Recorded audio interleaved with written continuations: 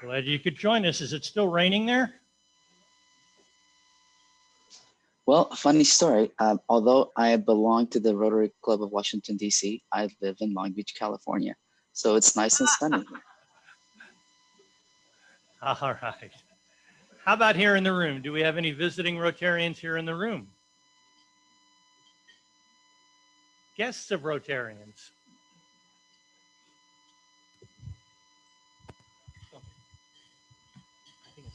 Oh yeah, you still have to hold it. I'm sorry. I have two guests today. My business partner, Robbie Thomas, visiting. And then I have a good friend, longtime friend, David Gates. Thank you. Welcome. Fellow Rotarians, I'd like to introduce again my guest, Matt Stelzer. He was our presenter a few months back with S2 Research, and Matt is also interested in membership. Wow. Welcome back, Matt. Any other guests of Rotarians? How about up on the screen? Anybody got a guest of Rotarian in the room with you? No. Well, in that case, let's have a big round of applause for all of our guests and visiting Rotarians. I think up on the screen, I saw Jim Hunt, past President Jim Hunt. Did you want to tell us about the Cigar Social? Yes, sir. Those of you that have signed up, we've got a couple of important announcements today. The Cigar Social will be 3 short weeks away from today.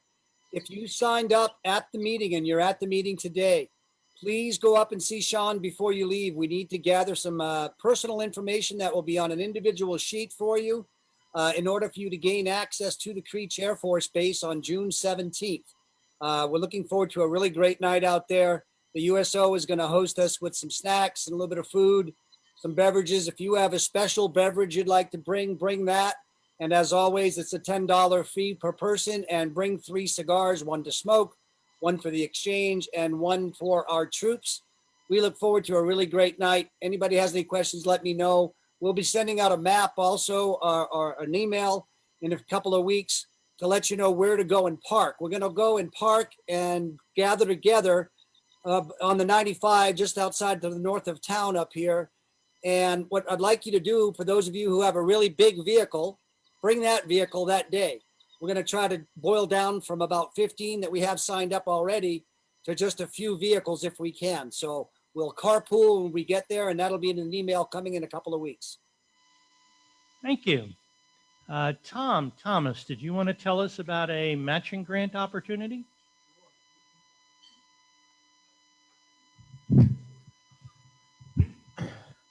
One of the reasons I enjoy coming to this club every Thursday is to see the good works that we're doing. And I especially appreciate how our foundation is able to capitalize on the talents and the time of our members to maximize the amount of good that we're doing in the community. So Mike Ballard's year is about to start. He'll be the 99th president. And then Katie will be our 100th president. And there was a time with our foundation, in fact, it was during Michael Gordon's year, when we used to have a thermometer up here and we were trying to get to $1 million. $2 million in the foundation, that's right. And we blew through that, and now we're approaching 3 million. And so my wife Leslie and I, in an effort to see us shoot through the $3 million mark during Mike Ballard's year, any funds that are donated into the Las Vegas Rotary Foundation, we will match up to $100,000.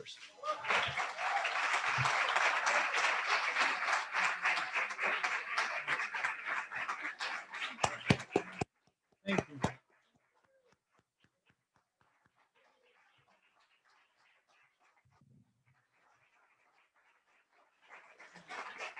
Thank you very much. Okay. So on your tables, we have a pledge form.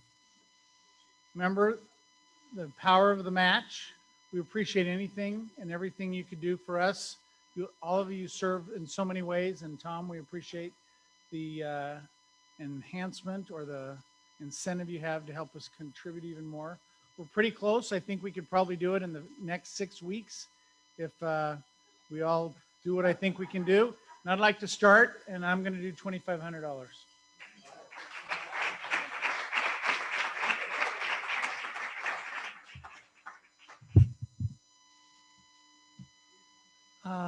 Bobbin, if you could take the microphone over to Rose Filoco.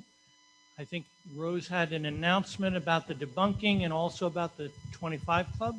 I do. You still have to hold it. Oh, okay. Okay. So we're going to have a splash on the 24th. Get ready for that. And that's for Richard at Bob Warner's house.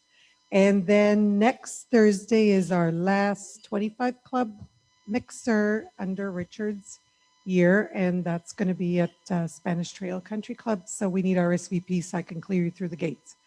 And I think that's it. So get ready for the 24th. All right. Eric Estremecki, did you have an announcement about another fundraiser? Maybe we can get Tom to match these dollars, right? Quick raise of hands. 3 years ago, 4 years ago, how many came to an MMA event that I fought in?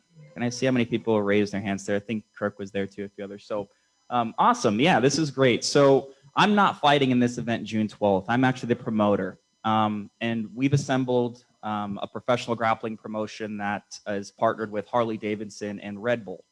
And we have an event June 12th. It's an 8-man black belt Grand Prix. It starts at 6 p.m. But prior to that, we have an entire free day event. Red Bull will be there, local vendors, Firestone Walker Brewing Company. So you can come. Las Vegas Rotary is having a raffle there. So we're looking for volunteers to be there during the day, help raise money for the raffle. That raffle is split with the USO. USO will be right side by side there, but we'll be kind of the hands that are going to help raise a lot of those dollars and working with them. The idea is the day event's a really fun community event. So come out, try some Red Bull, drink some free beer. If you got a bike, bring it out. We're going to have choppers there, bobbers and choppers, a ton of great fun. So come out. You don't have to buy a ticket. It's completely free and have a good time. And so with that being said, for the pay-per-view, I actually have 2 suite tickets. Now in this suite, if you've ever been in the dealership, is completely open bar. Most of my friends are UFC fighters, and I have quite a few of them confirmed to be in this suite. So I figured we can auction these off. Normal tickets are $45. These are VIP. They're not even available for resale. So we'll just say for the start of auctioning off $55, and you can come into the event, stay in a VIP suite, hang out with UFC fighters, Red Bull, and pretty much have a really exclusive time. So starting off $100, all of this goes directly to Rotary. Can I hear 125? Or 100 at least. Can I hear 100? 2 tickets, 100 right there. 110. 110. What else we got? Who else we got here? 110. We got 2 tickets. UFC fighters, great fun time. 125. Okay. 150. Just so you know, some of the guys we have lined up here, Ryder Newman, currently in the Ultimate Fighter house. Andy Varela fights for Submission Underground UFC. All of these guys are huge local guys. We got 150. Anyone else? 150 going once? 150 going twice? 165. 180. All right, we got back and forth action here, ladies and gentlemen. We have 180, 180, 180. Come here, 180 going once, 180 going twice, 180 going final and sold to the man over there. Thank you very much, sir.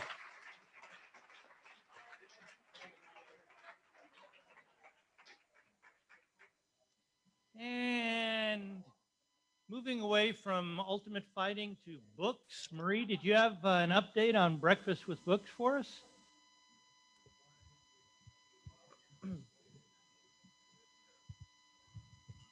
Thank you, President Richard.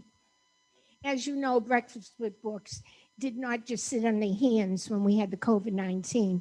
I'd like to give you an annual report of what has been happening at Beckley. September 2020, we had 334 participants. That means children and families. October, we had 629 participants. November, we had 700. December, we had a small amount because there were 2 weeks with no school. It was 510. January, 635. February, 673. March, 653. April 660, and May, which has stopped on the 26th of May. The total for the year, 5,166.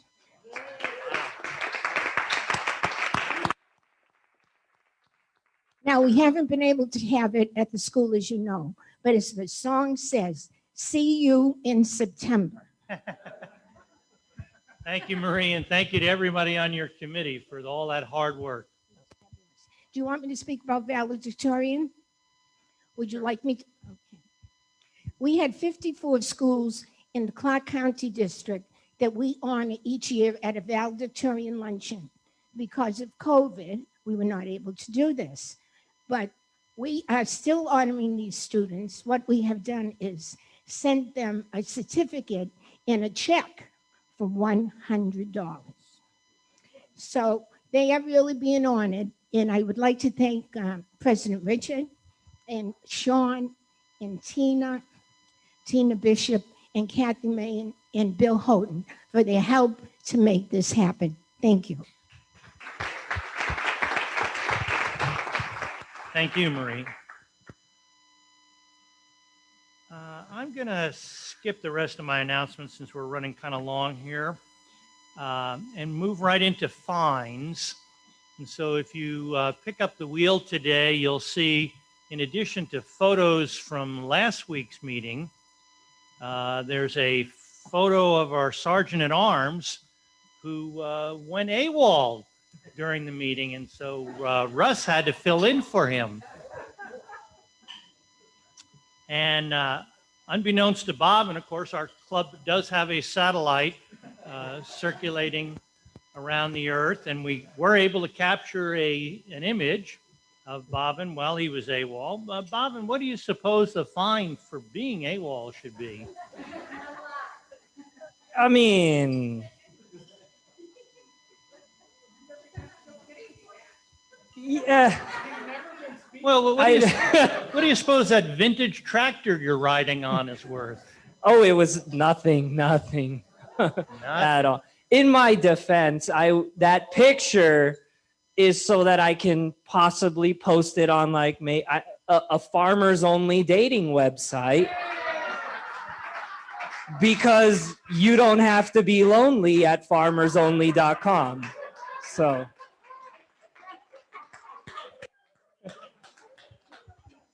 Oh, sorry. All right, we'll let you go for $100. All right, Thank you for your perfect. contribution to the foundation.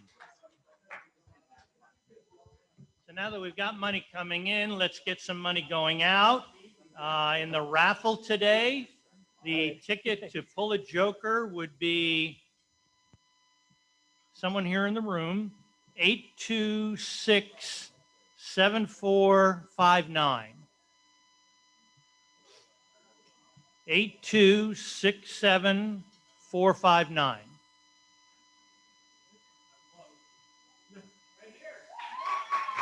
Ah.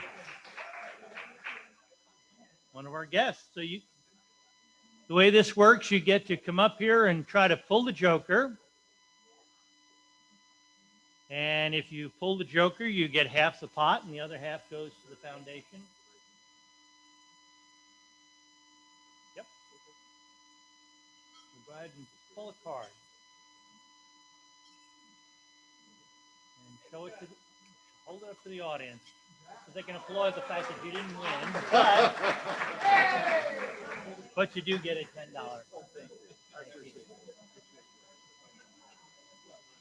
And for the Lowry buck, so that's also somebody here in the room, 826-7502.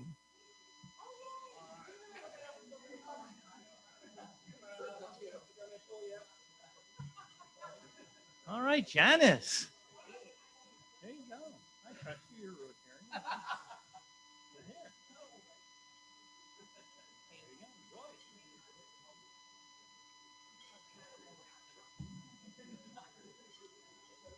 And with that, enjoy an abbreviated time for networking and fellowship. And we'll come back with our guest speaker in a few minutes.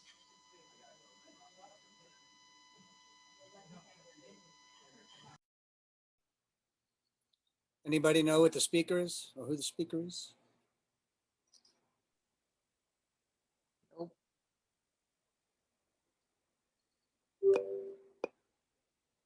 Must be getting ready for it, huh?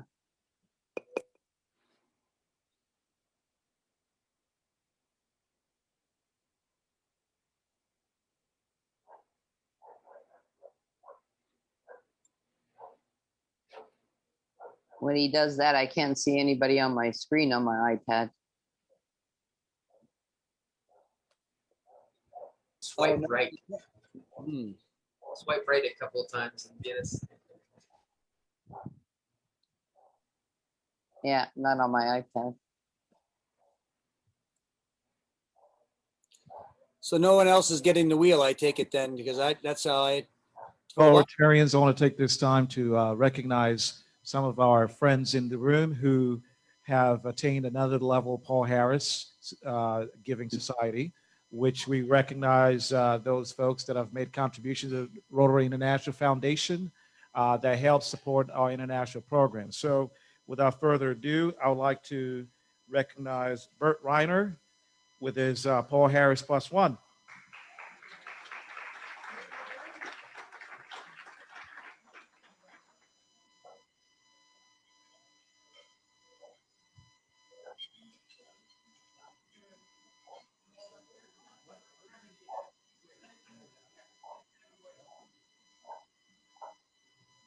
And then for Paul Harris +4, Val Hatley.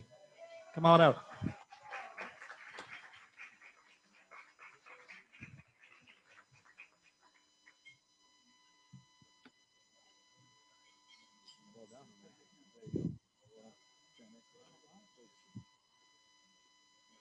Then last but not least, with a Paul Harris +6, past President Kathy Dalby.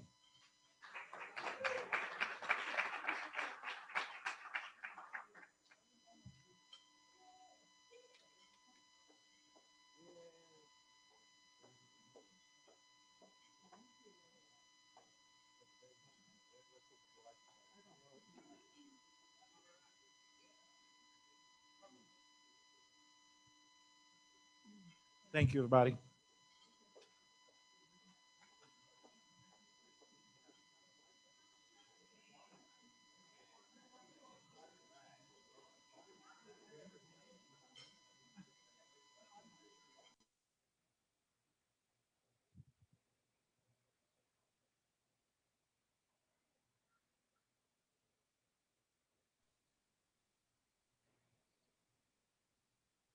We're back on. Yeah, I don't think anybody got the wheel yet. They've been having a hard time getting whoever sends it to send it early enough so that Sean can get it out.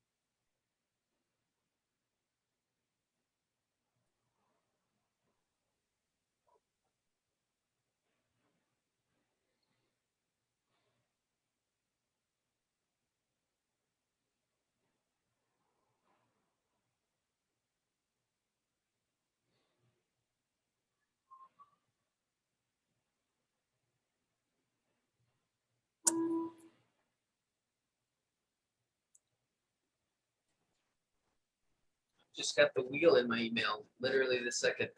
I was just going to say the same thing. I'm opening it now, and I'll tell you, looks like our speaker is Terry A. Shirley, President of Nevada State Bank.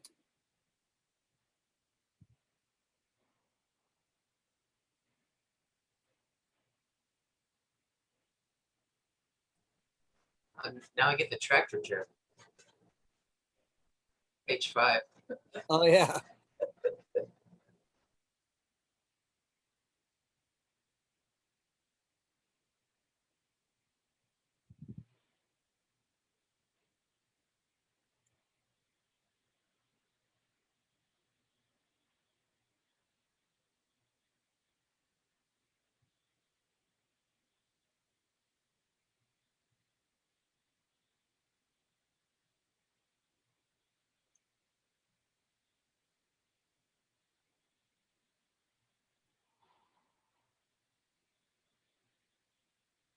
Yeah, that sure would be nice to get that, on Wednesday or something like that. It'd be great. I know it's difficult, but, or even Thursday morning early.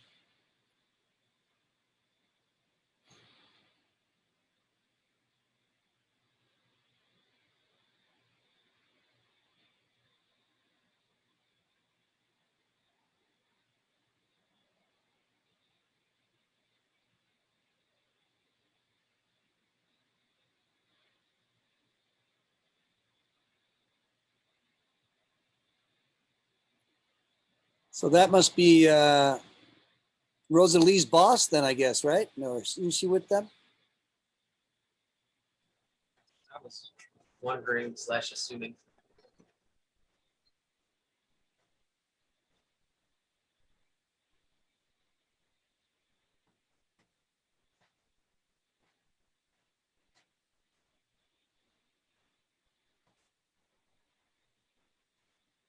Quiet today.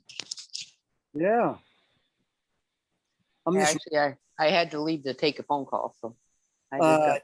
you might have missed it. We're reading the wheel. A lot of us just got the wheel sent to us a few seconds ago. Oh, okay. It's the president of Nevada State Bank. His name's Terry Shirley. Okay. Shirey. Terry Shirey. Okay. Well, Tom might be going up to Lake Arrowhead this afternoon. We're waiting for a phone call. So Has he brought the chair up there yet? yep. Him and his brother have been alternating going up there. So John brought it over on Friday for me, and then Timmy, the other brother, went up there on Sunday. So we took it up to Prump because he lives in Prump. So we took it up to Prump, and then he took it up to Lake Arrowhead. So he has it, and he was most grateful for it. So thank you, Jimmy. Awesome. I'm glad John was able to get that right to you. That's the beauty of what we do. Well, he said, when I told him what size, the size 20, and he said, "Are you sure?" And I said, "Yeah, he's about Jimmy's size." So he said, "Okay." And then he said he had to go to the warehouse, and that he was dreading going to the warehouse and having to dig through boxes to find the right size. Well, he opened up the door, and it was the first one he looked at. Oh, So wow. it worked out great. So yeah, they had it over here within 20 minutes. They had it over here. So doesn't get any better than that.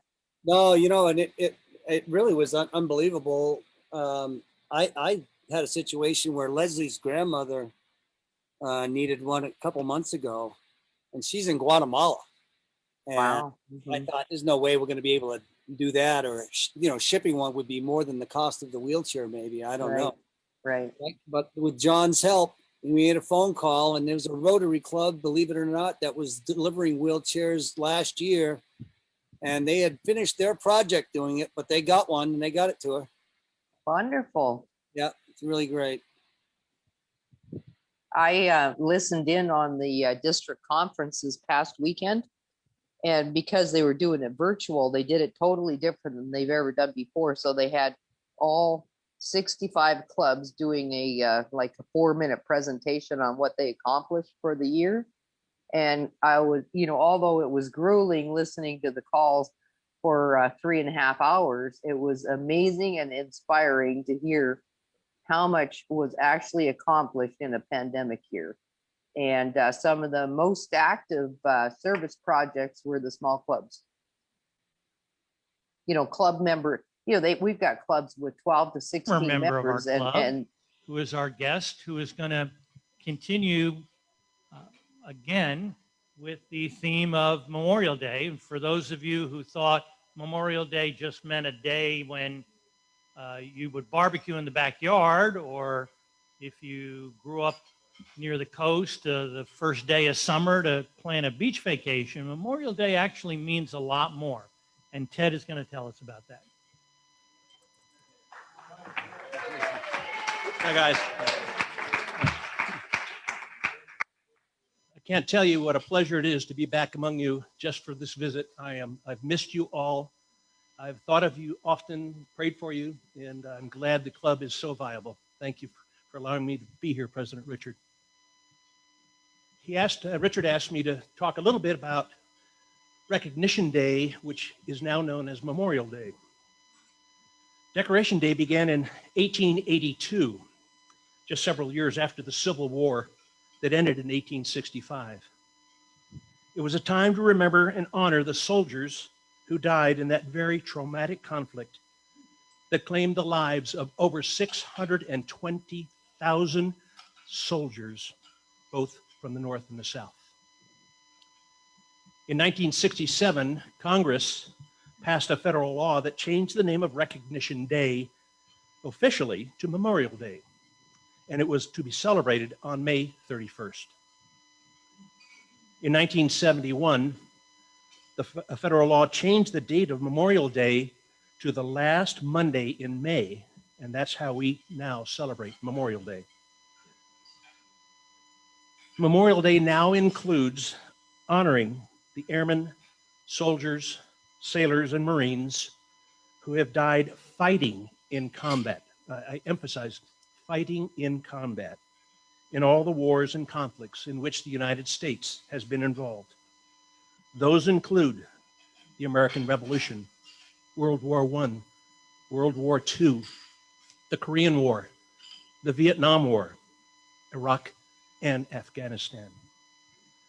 That total from 1775 until 2020 is approximately 1,300,000 combat veterans died. 1,300,000. Traditionally, visits are made to cemeteries and memorials around the country and in the world, as you saw in the video. Flowers and wreaths and flags are often put at the headstones of those grave sites. In fact, Veterans Cemetery in Boulder City has been decorated with flags this very weekend. Finally, there's another Memorial Day tradition that you may not know of, and that is observed at 3 p.m. in all of our time zones when we are asked to pause and thank and express thanks for the sacrifice that so many have given in order to defend our precious republic and our freedoms. So please rise.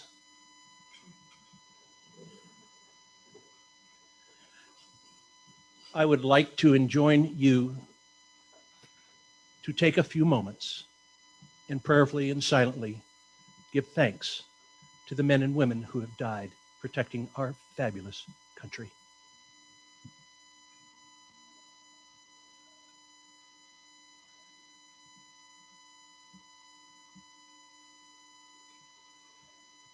God bless our nation and all those who have, are, and will serve in the United States military.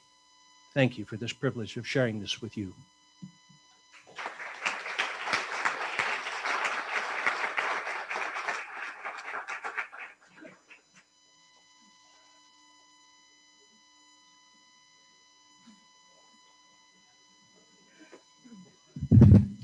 Just a quick announcement about the pledge sheets that are on your tables. A lot of you have asked. For our 501c3 to be fiduciarily responsible, I need to get everyone to fill this out for me this year with your credit card information. For several years, I've just had you put credit card on file, credit card on file.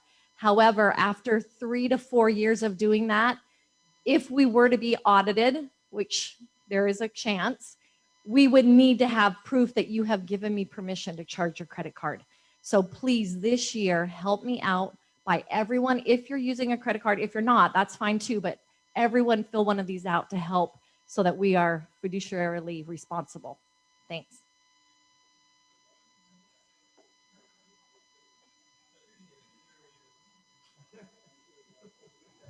Sorry if you thought you were going to get to eat. Here comes Rosalie to introduce our guest speaker.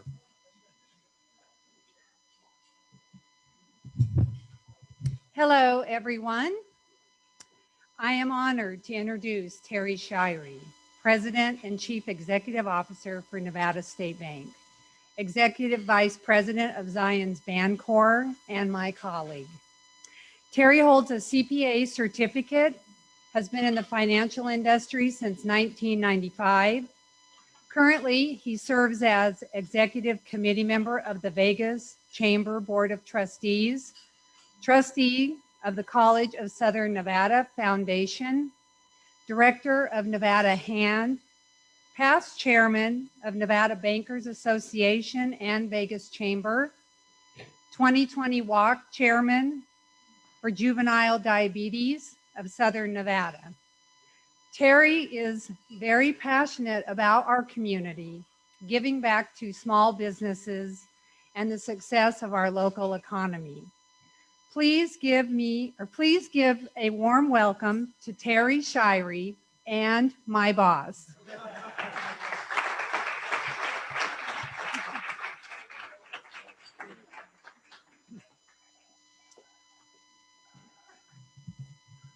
All right. Well, thank you very much, Rosalie. Rosalie is a very passionate member of this Rotary Club. Every time I interact with Rosalie, somehow this club comes up. And after being here today, I get it. This is a really fun group. It's also just great in general to be back in this environment.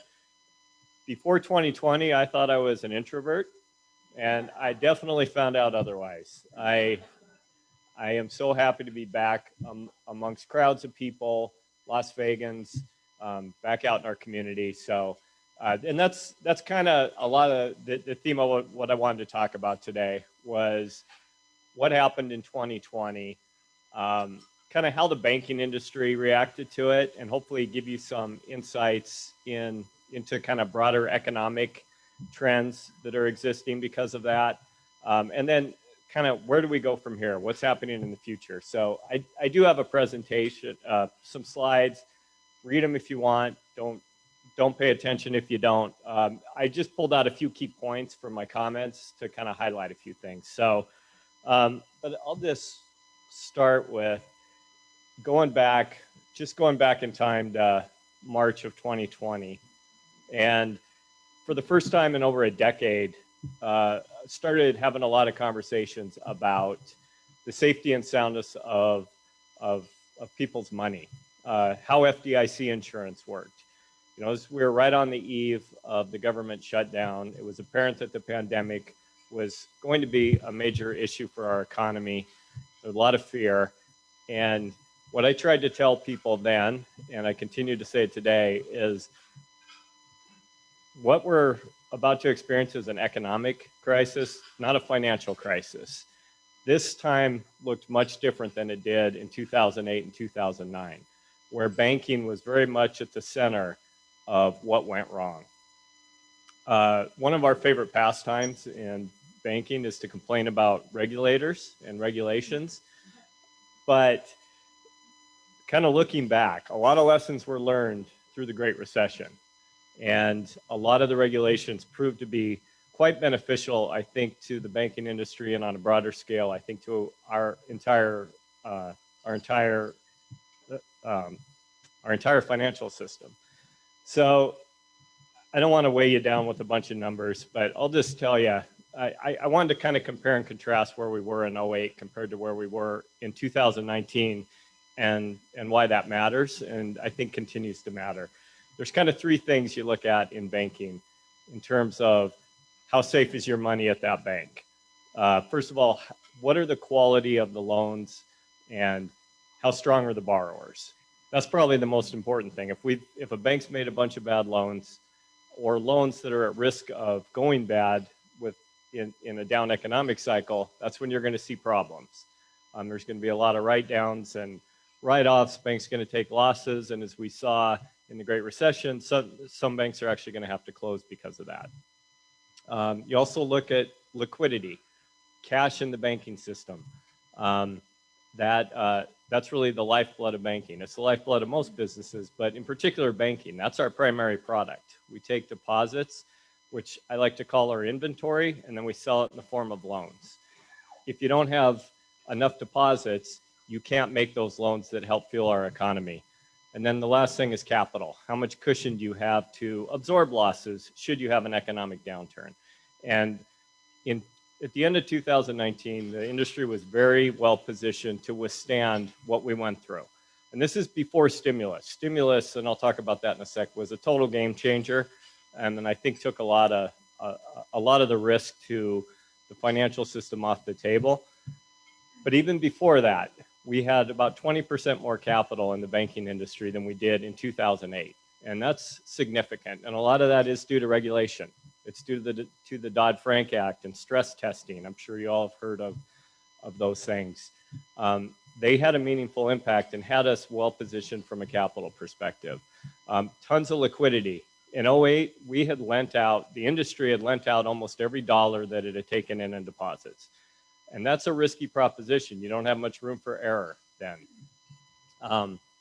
You've all probably seen, I know everybody has seen, It's a Wonderful Life, the scene where Jimmy Stewart's trying to manage everybody coming into the bank, wanting to pull their money out. Well, if you've lent every dollar out, you're going to be in a real bind when people start pulling those deposits out of the bank.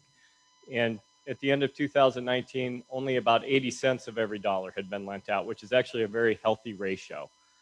And then finally, the quality of the loans. And this gets into, I think as we look forward to, into the, I think, strength of the rebound that I think it's already started, and I think it's going to get even better throughout the rest of this year.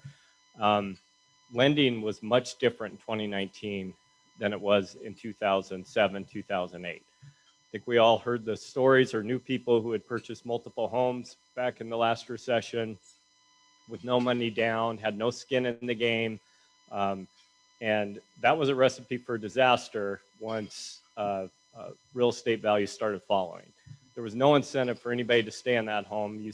We saw the same things on real estate projects. It really ran the gamut, and that's what caused so many of the issues in 2008. In 2019, by 2019, the loan underwriting was much stronger. Anybody who's gotten a mortgage in the last decade since the recession knows that it's much harder to get a mortgage now. You have to produce reams of paperwork to get that done. I complain about it all the time because it's a lot more work on the banking side, and I know our clients don't enjoy it, but it's helping to protect us as we move forward.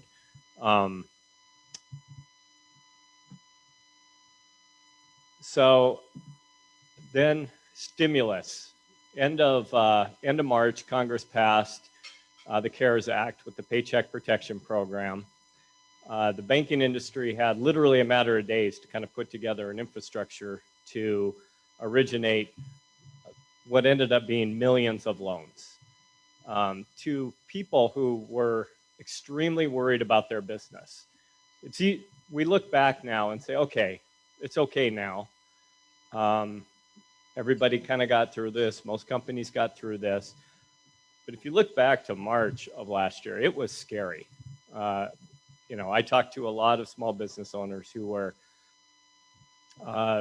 in tears, literally in tears, thinking they were going to lose everything. They had their whole net worth tied into their small business.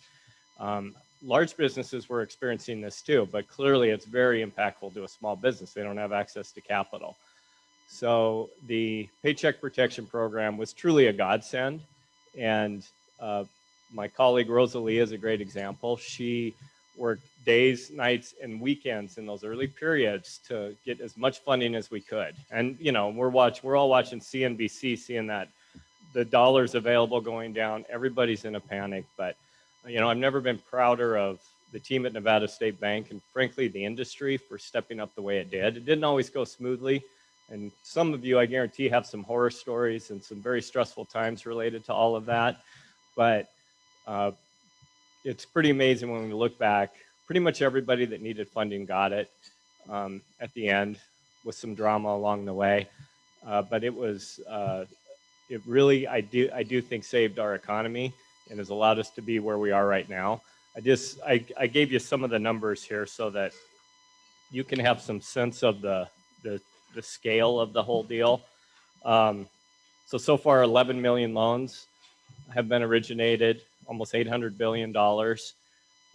Most of that was done by traditional banks. We did see a lot of fintechs get into the space in 2021, actually get their infrastructure up. So they did do quite a bit of volume, but for the most part, the old boring banking system did manage most of this volume. And then in Nevada, almost $7 billion went to small businesses in the state of Nevada. Just a massive number infused into the economy and to really keep doors open. I put something up there on the Main Street Lending Program. That's a program that really didn't have a lot of impact. I think there is a subset of businesses that were, were too big to qualify for the Paycheck Protection Program, not big enough to be able to access capital through the stock market or other means, that I was hoping this would be more tailored to those types of businesses. But unfortunately, the band to get approved for those was so small, there just wasn't much done for that group of businesses. So just the overall impact of stimulus, the good and the bad, if you will. So far, 2.6 trillion has been made in total direct payments since April of last year. That's PPP, that's the direct stimulus payments, that's the enhanced unemployment. And that's produced, believe it or not, I mean, when you look at the actual statistics, Jeremy Aguero's on our board, as well as Tom Thomas is on the Nevada State Bank board as well. He shares with us regularly kind of the numbers of the economic metrics for the state of Nevada. And personal income is up in a major way in the state of Nevada. I can tell you that the deposits in the banking industry are up $3 trillion from the end of 19 to today. That's about over a 20% increase, which corresponds really closely to that 2.6 trillion in stimulus. So I'll touch on inflation in a minute, but I mean, I think that's something we need to keep our eye on. That at Nevada State Bank alone, we're up $2 billion in deposits since the end of 2019. And we're a small bank here in the state. We're about 6% of the total market. And just at my bank, we're up $2 billion. That's money just sitting there on the sidelines waiting to be deployed into something. And we are starting to see some signs of inflation. If we don't know if it's, what's the word they use? If it's transitory, I believe they call it. That, we're going to see it and then it's going to go away. I think there is a case to be made in a lot of ways for a lot of aspects of that. We're already starting to see food costs start to come down. Gas prices are moderating a little bit. And we're hearing lumber, Tom and I were just talking about this, starting to hear on the fringes, maybe lumber prices are starting to come down a little bit, but they're still at very high levels. We also know there's some of this could just be supply chain issues. There's a bunch of ships sitting off the port of Long Beach right now waiting to get into port with a lot of materials, but because of COVID restrictions and everything we're dealing with, it's not all getting to us. But long story short, we don't know exactly how this is going to play out. The Fed has access to more data than they've ever had. They're watching this, this isn't like 20, 30 years ago. They're seeing real-time data all the time. So my hope is they are going to be react quickly if we see a significant increase in inflation. My biggest concern is actually the national debt and the 28 trillion that we're sitting at today. Again, that's up over 20% from the end of 2019. And, there's still a lot of kind of momentum in Congress for kind of new stimulus packages called different things. And it's concerning to me and for our children's future. Somebody at some point is going to have to pay all this back, one way or another, through inflation or through higher taxes or through other means. But that's my one real area of concern right now. As we move forward, though, I'm mostly optimistic. I'm very optimistic about Las Vegas in general. We're already seeing the strong return of consumers to Las Vegas. There is a ton of pent-up demand out there. Las Vegas is when people throughout the U.S. are asked, where do you want to go as soon as you feel safe to travel? Las Vegas is always in the top one or two in those answers. We're seeing it. If you've been down to the Strip on a weekend, you're seeing it. It's completely packed on the weekends. The convention activity is returning. We've got World of Concrete in June. We have the NFR has announced they're coming back. CES is going to be here this year. It's going to take a while to get back to 2019 levels, but I think there's a lot for us to be optimistic about. And then the in-migration to Nevada, particularly from California. Just anecdotally, the private bank at Nevada State Bank has grown more over the last year than we have throughout its entire history. And a lot of that is due to Californians coming to the state of Nevada, wanting to establish a Nevada banking relationship. And these are generally folks of significant means. To me, that means nothing but good news for Nevada. They're buying homes in the Ridges, in the Summit. They're bringing money to invest into our community. So I expect that to continue, because I don't think California is going to clean up their act anytime soon. Workforce development, something we need to continue to watch. I know, we handed out our small business survey. It's not the full survey. You actually have to download it this year, but you've got an easy way to download it. One of the key main concerns of small businesses right now is hiring and retaining qualified workers. And any of you that employ people, I'm sure, are dealing with that right now. It's very hard to find people to fill jobs. Just at Nevada State Bank, we have 25 job openings that we have to bring people in from out of state to fill for our more technical roles, but even our branch positions can be very hard to fill right now. In order for our economy to come back to its fullest, we need to get everybody back to work.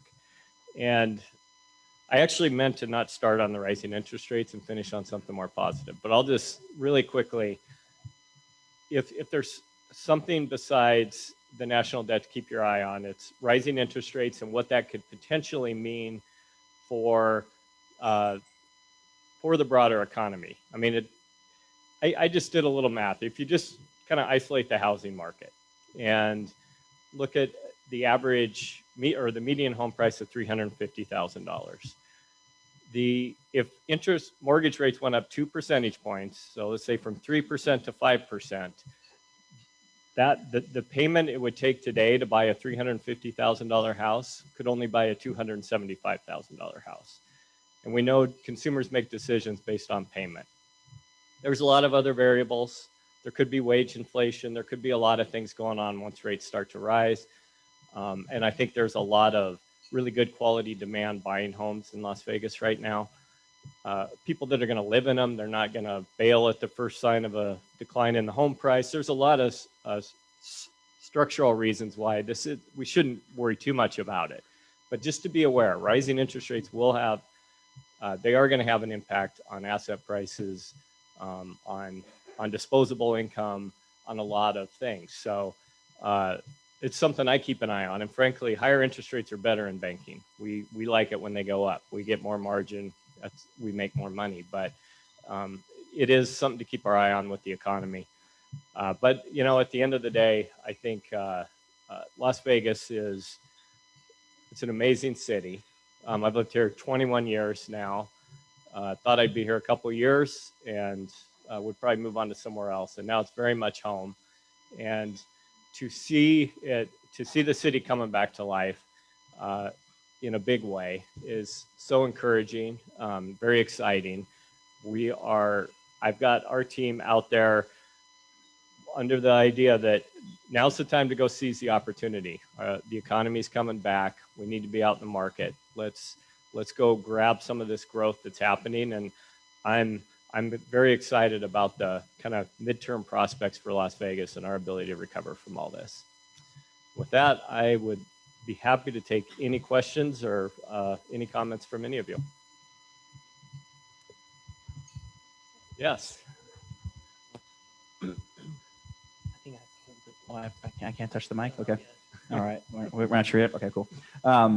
Eric Ashmay, quick question. So obviously as a small business owner, I think one of the number one challenge was, you know, a lot of us had offices and then you couldn't be in them. And then it was restructuring your staff. Most of us honestly rebuilt it, mostly outsourcing all of it because you couldn't have employees, you couldn't pay them, and most of them were going to get paid more to sit at home. And there was a lot of disagreements in whether you could force somebody to come back or do there. So with that being said, you know, assuming that most even bigger companies followed that automation process, right? Where a lot of the processes that had teams of people in an office doing are now driven by software, right? You talk to a lot of business owners, they're not in the office 12 days anymore, right? They're comfortable working from home.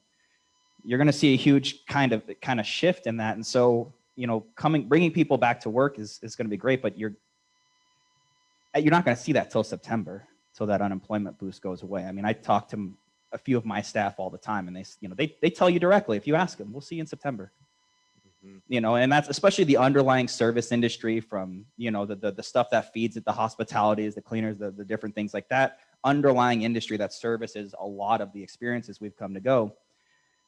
Do you kind of see that too? Is that kind of what you're hearing too? I know, because a lot of states are cutting off that bonus kind of because of it, because it's either going to create artificial wage inflation, or you're going to just bring out of state, in which case you're not focusing on your local talent. Right. Totally agree. No, absolutely. Hearing that across the board, hearing that from service industry to, you know, other types of, like I said, we're experiencing it ourselves at Nevada State Bank. From people who were laid off from other banks are waiting till unemployment runs out before they re-enter the job market. I don't get it, but it's a shift in mindset, that's for sure. But I agree. It's an inhibitor to, I think, the full return of our economy till we can get those people off the sidelines. So we heard an awful lot about moratoriums on evictions, but what's the situation with landlords with foreclosures? Have they gotten any relief, and has there been any legal challenges to this evictions thing, which seems to have a dubious basis in the Constitution? Yeah, I agree. I don't know about legal challenges. I'll just tell you what I'm seeing in our client base. They've hung in there really well. Collections in the multifamily and apartment space they've dipped. They've definitely dipped, and there's more delinquencies, but they're still north of 90%. Rents are still going up. It's an interesting dynamic, you know. So even we do some business with folks that have a lot of single family homes that they rent out, and they're seeing the same trends. You see, people generally are paying their bills. There is a subset that is not, and it's very frustrating for those landlords. You know, but those that have scale and have multiple properties, it tends to even out.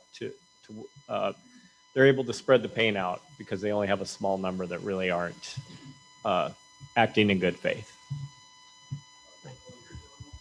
Nope, they're not. In fact, past due loans, which is the first indicator of foreclosure. First of all, there's been virtually no foreclosures, at least at our bank. And our past due loans are just up ever slightly over 2019. So stimulus really mattered. It mattered to banks, and I think it mattered to the broader economy and asset values and everything.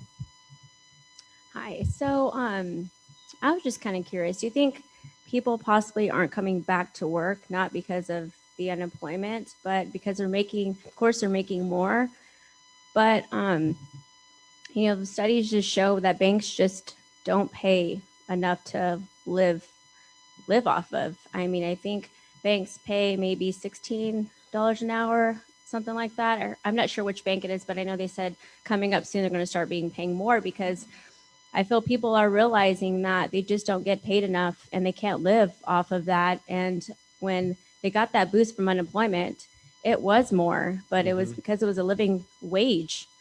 So I think possibly if banks would pay a little more, people would want to come back to work. Yeah. I talked to a couple people, they worked at Starbucks or was it McDonald's, I think. I was taking my kids to get an ice cream and it's like, oh, you happen to be back at work? And they're like, yeah. And I was like, yeah, but weren't you, making more off unemployment? And they're like, yeah, but I love working. I want to be back at work. Dunkin' Donuts, places like that. So I think sometimes people get a misconception that people just don't want to go back to work because they want to just take the pay. Some do, but most I feel like they were finally getting paid a living wage. And do you think, I don't know how much your bank pays, but from what I've seen, banks just don't pay enough to live off of. Yeah, well, the way I approach this and think about it, there are entry level jobs, and when I talk about open positions, I'm talking about some that are beyond the teller role, which is kind of that entry level into banking. And I think about this about a lot of industries. Those are entryways into something into a career. The banking teller role, much like a lot of industries have these kind of entry level points that, yes, if you tried to raise a family for over the course of 20 years on it, it'd be very challenging. But with most in banking at our bank, within 6 months, you're moving up the ladder, right? And you're moving towards building a career. So I think there's a trade-off. The other side of it is a lot of industries are automating to just eliminate payroll cost altogether. I believe relationships and people are the strength of Nevada State Bank's model. That's how we're going to outcompete Wells Fargo and B of A, who have more technology than we do. So we invest in our people and want them to advance. We don't want somebody sitting in that entry level role for an extended period of time. But I appreciate your comments. It's believe me, we're talking all the time about how to address it, but there's trade-offs in everything. If you're going to pay more, then we have to have fewer people too. That's just kind of the way. That's just how it works. Yeah. But appreciate your comments. Thanks. First time caller, long time customer. You talked about interest rates and how is the bank or how banks like traditional banks like yourself able to compete with a lot of the online banks that are able to offer higher interest rates and have better technology stack? Mm-hmm. Whereas, to a traditional bank like Nevada State Bank, where the relationships are fire with the banking, employees, but the tech is just a little lacking. Right. How do you find that balance? Well, we're really doubling down on the people side. We have to continue to invest in technology.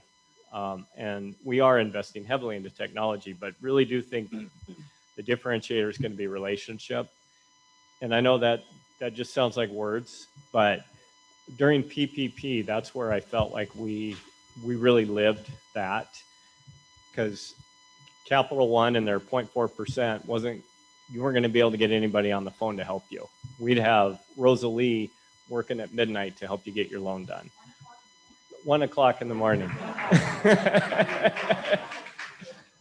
That's our vision for the bank, but the answer is we don't compete with the online banks.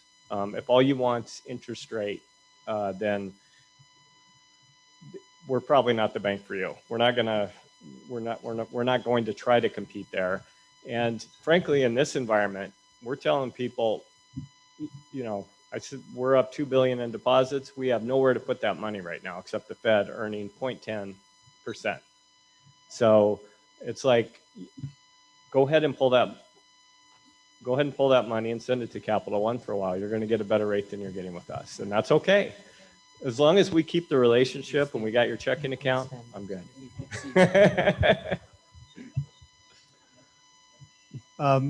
You mentioned the national debt being up 20%. And I'm reminded of a story when I was a kid, the little boy who cried wolf. And over the years, there's always been this discussion about the national debt and when it's going to be paid back, and our kids are going to suffer for it and so forth. And the politicians obviously don't care about repaying that debt because they can buy some votes by keeping doing more stuff. So, but in this discussion, I have never heard anybody say anything about how is the national debt going to be paid down, assuming anybody ever wants to try it. And it's like, okay, well, it's the same old spiel all the time, but it keeps getting higher and higher and higher. It doesn't stop. So yeah, when is crying wolf going to actually work? I don't know. And you know what? I don't think anybody knows how we're going to pay it back.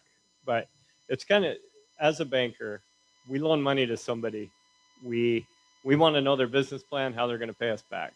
We never have that conversation. You're absolutely right. How are we going to? Nobody knows and nobody can say. So anyway, what a bummer note to end on. Anyway, thanks, Richard. Don't go anywhere. All right. So, Terry, first of all, I think all of us remember the TV commercials for Nevada State Bank with the door opening, and Nevada State Bank opens the doors for opportunity. And as Rosalie may have pointed out to you, our international president this current year decided for the theme for Rotary International, it should be Rotary opens doors of opportunity. And we've used that on all of our materials all year long. And I've been waiting for Nevada State Bank to file some sort of legal action against Rotary International for glomping onto your advertising, and you never have. So thank you on behalf of all of Rotary International. Thank you very much. Well, now that you mentioned it, I'm going to ask you to put our logo in the corner. Okay.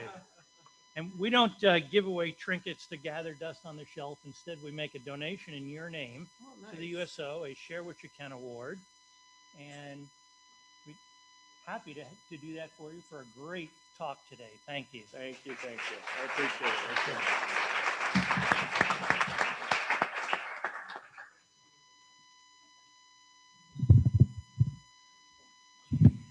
And with that, I hope today's meeting also, in addition to the interesting information from Nevada State Bank, I hope you also gathered a little bit of information about what Memorial Day is actually supposed to be, and why it was instituted in the first place, and give that some thought. And I imagine any of you who've gone on Ancestry.com or any of those websites have probably identified some of your ancestors who died fighting in some of those wars. And, you know,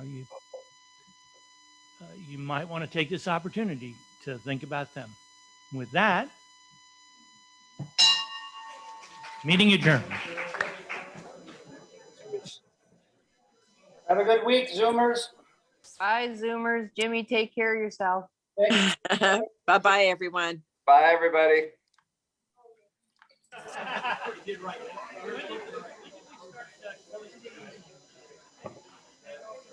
What wasn't intentional? There's something about